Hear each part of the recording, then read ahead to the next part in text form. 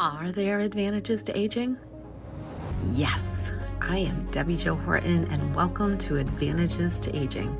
Join my guests and I as we discuss aging and what makes for a healthy lifestyle, which results in a quality life. Thank you for joining me today.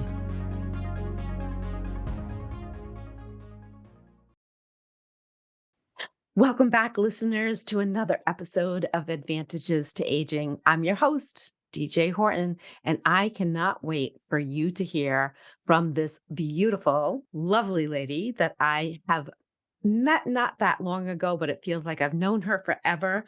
Today we have with us Delinda Layne of Fun Fearless Female. She is the founder. I love all those F's. See, F words can be good. Welcome, Delinda. Well, thank you. I am so glad to be here. I'm honored. Thank you so much for inviting me. This woman has blown my mind with the things that she's been able to start to accomplish, but in the later half of her life. So we're going to dig into that a little bit. So, Delinda, tell the audience, how is your life different now than it was when you were younger? Well, if any of y'all came from the South, there's some definitely things that we thought were going to happen when we were older. First of all, you had to get married. That was part of the Southern culture. And then, the idea that when we got older, old was going to be about 60. I mean, heavens, that's not even old anymore, right? No. And the quintessential, I mean, what I grew up thinking is that, I was going to be out on the front porch in my rocker, just watching the grandkids play in the dogs or something. I mean, that is truly the picture I had. And life is so not that. What we're doing now at our ages, and I will be really I'll be really honest and out there with you. I am 72. And my life is as full as it was when I was in my 40s and 50s. And in a lot of ways, it's a lot more fun. I love it. I love it. Okay, so Delinda, I'm not from the South, but even up here in the North, you were expected to get married, raise a family, and dote on your husband. Well, I was the first woman-owned CPA firm in Rhode Island, so I'm with you on that one, girlfriend. But when we are younger, a lot of times we're told, shh, nobody wants to hear what you have to say. Mhm. So how did that change for you? Well, I, growing up, was told to shush a lot. And I was told children should be seen and not heard, Mm-hmm. to only speak when spoken to. Oh, So at good. some point, those are just things. And in the church, it was all about don't bring any attention to yourself and the whole do not, do not, do not. And so you put that as well as being a woman. I think boys got away with a lot more of that than us girls did, because they were expected to be noisy. They were expected, oh, they're just boys playing. But us girls didn't have that freedom. So it really was many years later till I began to discover that I did have a voice and I do have a choice about things in my life. And that's when true freedom has happened. And then, even through raising my children, I'm really blessed to have two kids. And even raising my kids, there were still different expectations on what a good mother is. And we're not really kind of supposed to even have a life of our own in many cases. So it was, I think, the first real burst into freedom for us is about 50, because I think it's only till we reach 50 or so, in that range, 50 to 60, that we begin to realize that there is freedom in just being who we are, in expressing our needs and expressing what we like. And at that point, it's like, for me, at that point, I didn't care what anybody else thought. I've lived 50 years. I've raised my kids. I'm not going to be mean and I'm not going to be rebellious. But if somebody asks me a question, I'm going to give my opinion and actually step into who I am and my voice. And for me, that was right around 50. And then by the time I got into my 60s, it's like, okay, now what kind of a difference can I make in the world? And that Right. opened up a lot of doors. Yeah, I guess, it's safe to say that aging does give us more choices. And whether or Yeah. not we choose to do something with those choices is up to each individual. It's never too late to speak your voice. So, what new thing do you have going on? I know you said this, I wrote this down, and I love this. I'm going to make sure that I say it, even if you say it again, because it's worth repeating. It's never too late to shine your divine. You stepped into something big in your later years. And when you talk about it, you light up. You hear it in your voice, you see it on your face. Share that with us.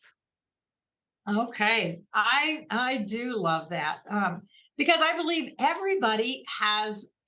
We're created for greatness. Everybody, we have different DNA, we have different fingerprints. Everybody is unique and special. And what are we going to do with that?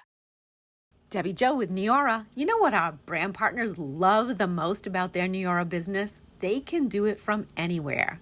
Think about it. Haven't you always wanted to have your own schedule, be your own boss, maybe even have a global business and be able to run it from your favorite coffee shop or lounging by the pool or seaside, not having to go into the office? We make sure that all of our brand partners have all of the tools they need to run their business while fitting it into their busy lives. So if that's something that you've been curious about, what it might be like for you to be able to do life on your own terms, then I think we need to chat. And so when we begin to really own who we are, who we're created to be, step into our own power. And I think that's again another step into more freedom. So, you were created to shine in all that you are. But what happens oftentimes is we start comparing ourselves to other people, and we're never going to look as good because, okay, for instance, I'm not a baker. I can't make cookies. I wish I could make Christmas cookies, but that is just not one of my gifts. So, instead of comparing myself to Susie, who always bakes the best cookies, I am always going to look worse because that's not my gift. But we do that. We tend to take the thing we're not so good at and compare it to somebody else who's great at it. So we're never going to measure up in our eyes because we're not even comparing apples to apples. So when you realize that you don't have to compare yourself to anybody else, just compare yourself to you. Compare where you are, what do you want, what choices are you making? Because it is never too late to make choices. We are all where we are, and you may not like this, but it is the truth. wherever you wherever you are right now is based on the choices that you've made. And the very good news about that is if you don't like where you are, you can make a different choice. So you may look at your life and say, well, I don't really like where I am in my health. Well, so you can make different choices to get a little better in your health. We all can make choices. And here's was a real aha for me at one point when I realized that even not making a choice was making a choice. Absolutely. Absolutely. I am 100% with you on that one. There's not much that you can do about the things that happen to you, but you Mhm. always have the choice to decide how you are going to react to it. You know, Absolutely. I Yeah. mean, And even don't, those people that are diagnosed with a terminal disease, it's like, yep, you have a choice. You still have a choice. You can live out the last of your days in joy or in misery. There are other absolutely. choices too, but we'll leave it at those two. Yeah, and I think what really hurts us is when we don't believe we have a choice, we feel powerless. And nothing is quite as bad as that when you actually feel like you don't have any power, that you don't have a way out or whatever that looks like. Whereas when you actually can own and just know it inside your gut that you can make a choice about everything in your life from the how you get up in the mornings, how you look at your day, how what's going to be the important priorities of your life. Those are all choices that we make. I just heard an interesting statistic just this morning, as a matter of fact, and the they, how the they in the world, they Yeah. say I want to know that who they are. we, yeah, whoever they are, that we make 35,000 decisions a day. I mean, little tiny ones all the time. Are we going to walk to the front door? Are we going to take the dog out?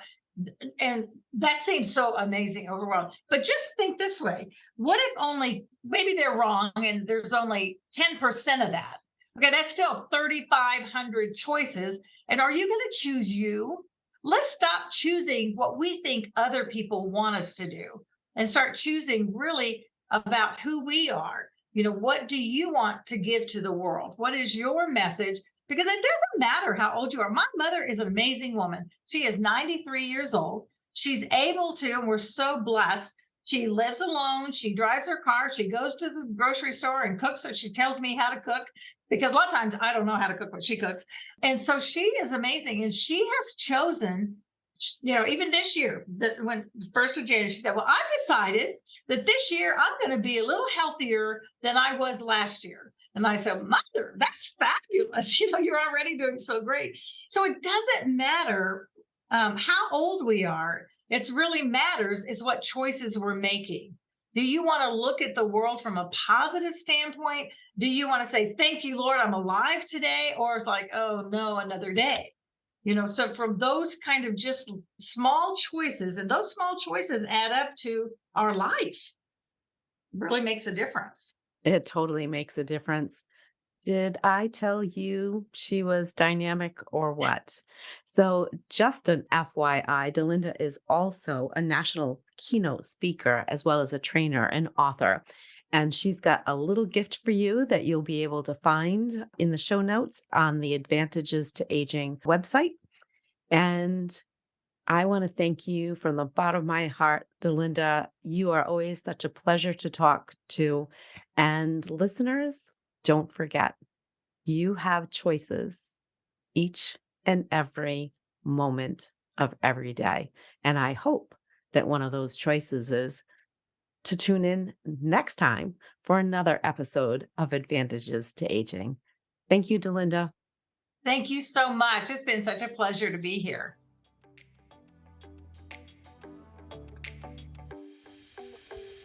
Do you think one of the biggest advantages to aging is all the knowledge we gain along the way? Me too. What did you learn today? Share with me in my Facebook group with the same name as this podcast, Advantages to Aging. Now hit subscribe so you don't miss all the tips to come in future episodes.